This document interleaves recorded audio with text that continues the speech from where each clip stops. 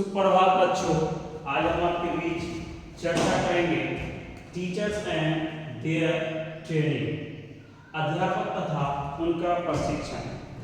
आज हम आपको बताते चले कि अध्यापक एवं उनका प्रशिक्षण अध्यापक शिक्षा से संबंधित है और अध्यापक शिक्षा एक ऐसा प्रशिक्षण का केंद्र बिंदु है जहां शिक्षकों को पठन पाठन से संबंधित कराने के लिए और छात्र हित में निर्णय लेने से पूर्व शिक्षक को प्रशिक्षण लेना अनिवार्य होता है। और जैसे ही प्रशिक्षण लेना अनिवार्य होता है उस संदर्भ में प्रशिक्षण के बहुत सारे उत्तरदायित्वों का निर्वहन करना होता है। और जैसे ही बहुत सारे उत्तरदायित्वों का निर्वहन करना होता है उसके साथ साथ शिक्षकों की अपनी जिम्मेवारियां भी होती हैं, जिन जिम्मेवारियों से शिक्षक अवगत होने के लिए शिक्षक शिक्षा के विभिन्न प्रारूपों को जानता और समझता है। और जानने और समझने के संदर्भ में इससे संबंधित बहुत सारे प्रशिक्षण के क्षेत्र में बहुत सारे बदलाव किए गए हैं, जिन बदलावों के संदर्भ में हम आप इस बात को भली भांति जानते हैं कि अध्यापकों के संबंध में एवं उनके प्रशिक्षण के संबंध में बहुत सारे क्रियाकलापों और बहुत सारे बदलावों को देखा गया है, जिसको हम विभिन्न प्रकार के कार्यक्रम के माध्यम से उसको सम्मिलित किया जाता है, जिसमें मुख्य बिंदु बहुत सारे प्रारूप के संदर्भ में आते हैं। उसमें सबसे पहला केंद्र बिंदु इस बात पर निर्भर करता है कि हम आपके जीवन शैली के निर्माण के लिए हम आपके जीवन में अध्यापक के चयन से संबंधित उसकी प्रक्रिया में सुधार लाना भी ये काफी महत्वपूर्ण और अनिवार्य होता है कि छात्र शिक्षक के प्रशिक्षण के क्षेत्र में और उसके चयन प्रक्रिया के संदर्भ में बहुत सारे प्रारूप के माध्यम से सुधार किया जा सकता है। दूसरा प्रारूप ये हो सकता है कि अध्यापकों के रहन सहन, अध्यापकों का लाइफ स्टाइल और अध्यापक का लाइफ स्टाइल, उसके कार्य करने की क्षमता, उसके कार्य कुशलता, उसके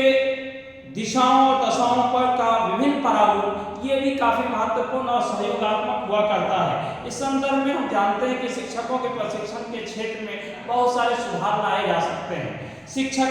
के पास बहुत सारी शिकायतें आती हैं, जिन शिकायतों का दूर करना भी शिक्षक के लिए उसके प्रभावी व्यवस्था के लिए व्यवस्थात्मक रूप से व्यवस्था को विभिन्न प्रारूप देना भी काफी महत्वपूर्ण होता है। जिस संदर्भ में हम आप इस बात को जानते हैं कि जब शिक्षक के अंदर प्रभावी ढंग, प्रभावशाली नियम शिक्षक के ऊपर लागू नहीं होगा, शिक्षक के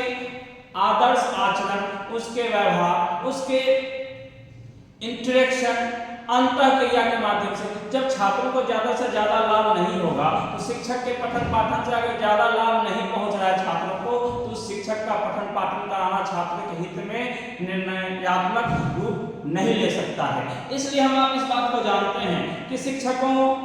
के माध्यम से छात्रों के पास शिकायतें इस बात के लिए होनी चाहिए कि शिक्षक हमें बहुत ज्यादा ध्यान दे करके पढ़ाते हैं, हमें बहुत ज्यादा समय देते हैं, ये शिकायतें होनी चाहिए। ना कि ये शिकायतें होनी चाहिए कि हमारे शिक्षक हमें पढ़ाते ही नहीं। तो हम आप प्रशिक्षण में हैं, प्रशिक्षण के अंदर प्रभावी रूप भी यही होता है कि शिकायतों को दूर करने के लिए प्रभावी व्यवस्था की जानी चाहिए, जिसके माध्यम से शिक्षक छात्रों से स्वविवेक, आत्मनिष्ठा और सुनिश्चित होकर के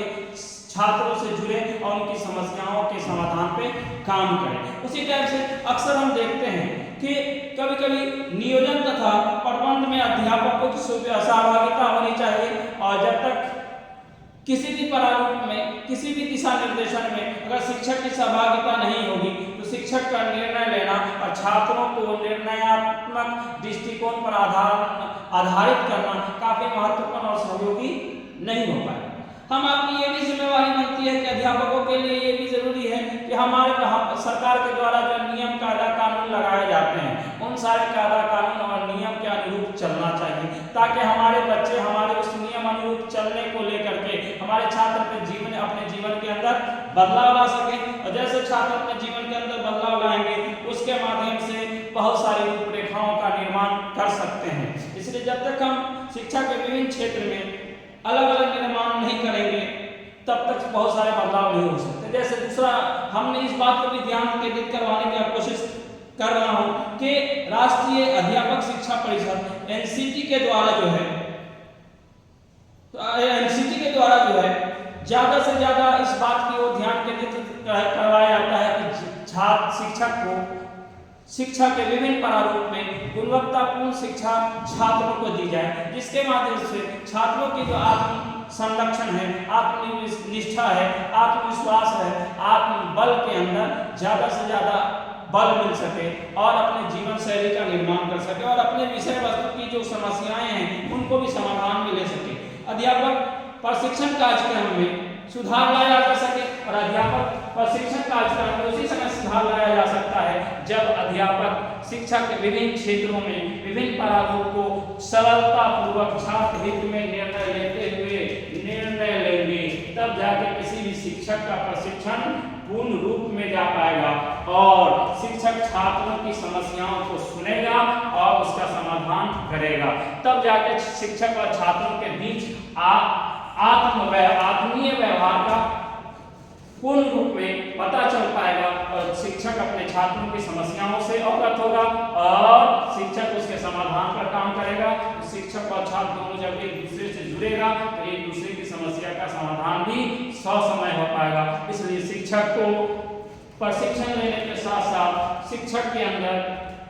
value education, value of time और उसी समय सारणी के अनुरूप शिक्षक को पठन पाठन से संबंधित होकर के छात्रों को जीवन के विभिन्न प्रारूप में अलग अलग प्रकार के निर्णय लेने की आवश्यकताओं को उसके मन मस्तिष्क में बैठाने की जरूरत है, जिसको छात्र केंद्र बिंदु मान करके अपने जीवन की समस्याओं का समाधान कर सकता है। और जब तक हम शिक्षक अपनी जिम्मेवारियों से हम आप अवगत नहीं होते हैं तब तक हम आप अपने छात्रों की जिम्मेवारियों से भी अवगत नहीं हो पाते हैं। इसलिए शिक्षक को सदा पहले एक छात्र की भूमिका में रहना चाहिए और अपनी समस्या को समझना चाहिए, तब जाके वो छात्रों की समस्या का समाधान कर सकता है। इसलिए हम आप लोगों से निवेदन करते हैं आप हमारे चैनल को लाइक, शेयर और सब्सक्राइब करें और ज़्यादा से ज़्यादा लोगों तक हमारे चैनल को शेयर करें ताकि बहुत सारी जो इससे संबंधित समस्याएं हैं उनका समाधान